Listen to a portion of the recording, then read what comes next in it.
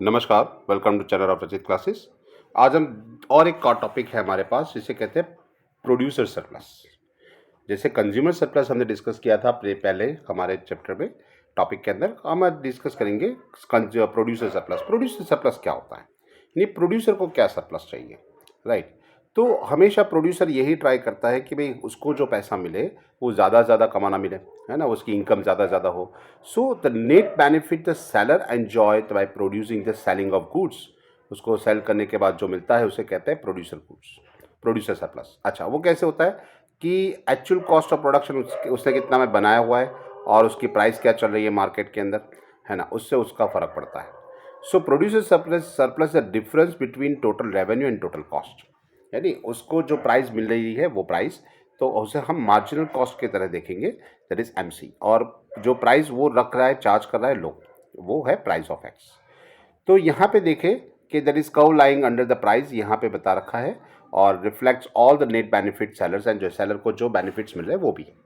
तो सपोज उसने एक यूनिट जो बनाया है, वो एक यूनिट बनाने का खर्चा है 3 रुपये, और वो बेच रहा है 10 रुपये में, उसको 7 रुपये का फ़ायदा हो रहा है, तो वो ज़्यादा से ज़्यादा यूनिट बनाने की कोशिश करेगा, राइट। लेकिन कब तक बनाएगा, है ना, प्रॉब्लम ये है कि भी वो बनाएगा कब तक। तो जब तक उसकी जो कॉस्ट है, एक यूनिट बनाने का खर्चा है, 2 यूनिट बनाया, उसका कॉस्ट ऑफ प्रोडक्शन 7 हो गया, यानी 2 यूनिट का टोटल कॉस्ट हो गई उसकी 7 रुपीज़।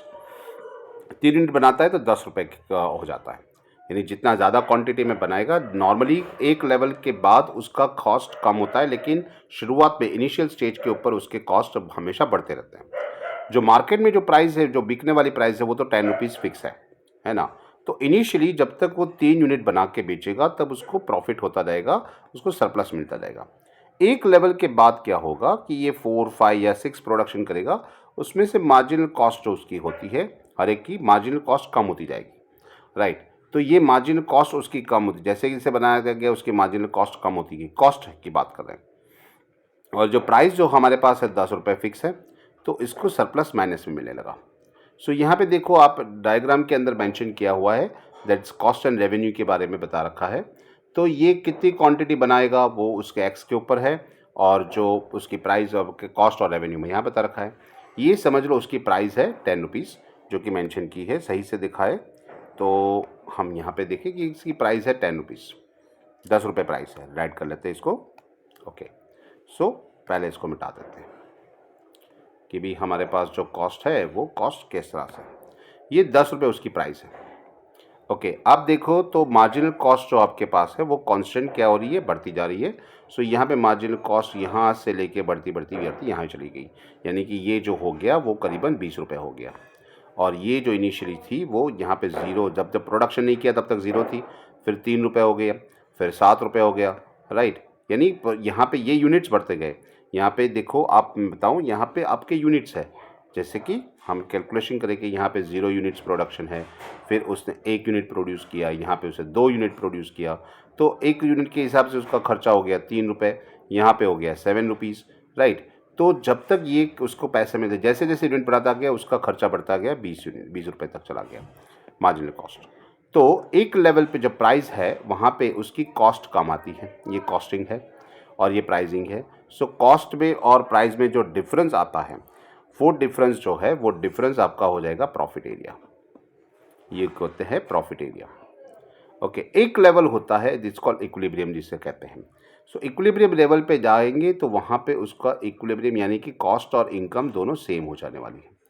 उसके बाद जो है उसकी मार्जिनल कॉस्ट देखे जाए तो कॉस्ट बढ़ती जाएगी, यानी कॉस्ट बढ़ती जा रही है, इनकम सेम का सेम रह रहा है, ओके।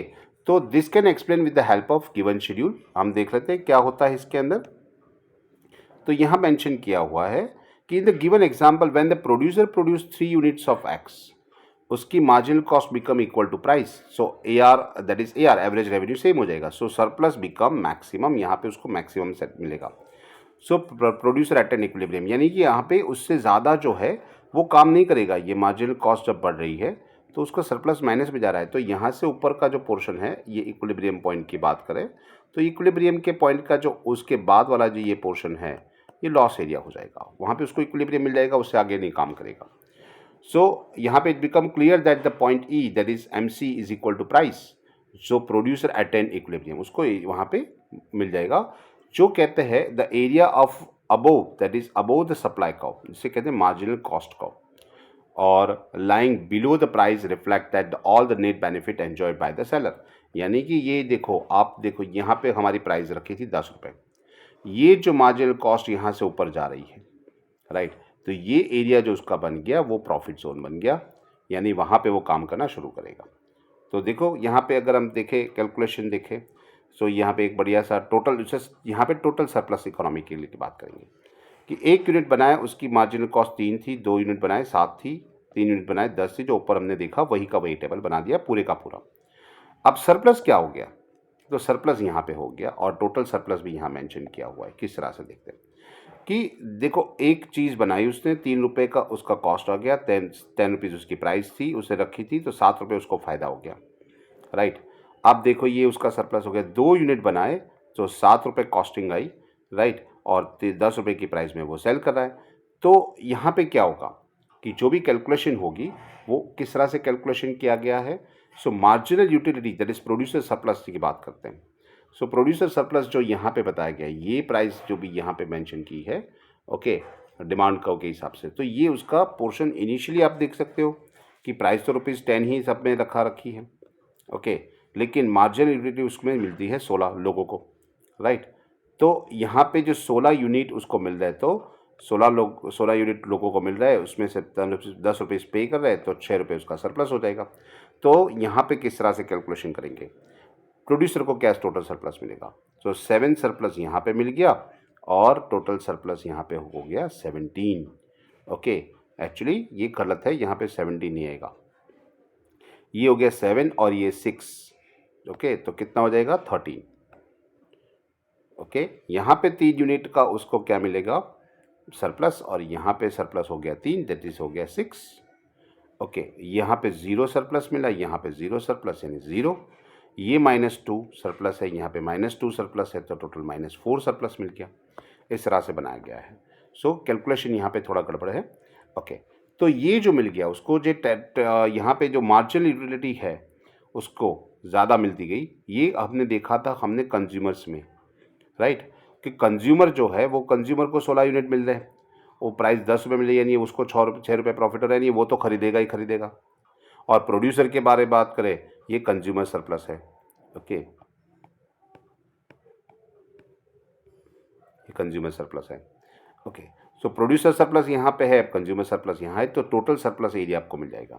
सो ये कॉन्सेप्ट टोटल सरप्लस यहाँ लिखा हुआ है, total surplus means an combination of total surplus enjoy by all the consumer as well as producer. Consumer को भी मिला है और प्रोड्यूसर को भी मिला है ना। तो ये प्रोड्यूसर हो गया, ये कंज्यूमर हो गया, दोनों का जो सेटिस्फैक्शन है वो कुल मिला के इकोनॉमी में मिला, सो इसे टोटल सरप्लस इकोनॉमी कहते हैं, ओके। तो यहाँ पे total surplus is the combined of consumer surplus and producer surplus. So both मिल रहा है। यहाँ पे area under the demand curve is lying below the price, above the price reflect all the benefit enjoyed by the buyers, यानी कि consumer, यानी ये price है और ये जो कंज्यूमर का है, कंज्यूमर कर्व लिखा है, तो ये कंज्यूमर को फ़ायदा हो रहा है, ओके। और ये जो बात कर रहे हैं, ओके, ये जो बात कर रहे हैं वो क्या हो जाएगा आपका, ये जो है प्रोड्यूसर का फ़ायदा हो गया। कुल मिला के इकोनॉमी में दोनों में फ़ायदा हो रहा है।